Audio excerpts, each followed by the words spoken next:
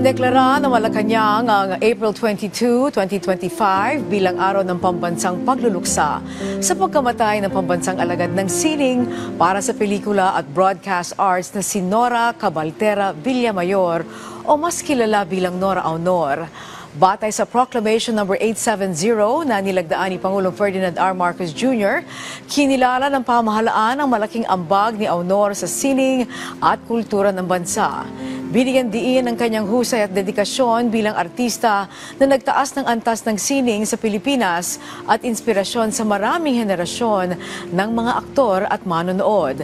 Bilang pagkilala, ipinag-utos ng palasyo na itaas ang bandila ng Pilipinas sa half-mast sa lahat ng tanggapan ng pamahalaan sa loob at labas ng bansa sa April 22, 2025.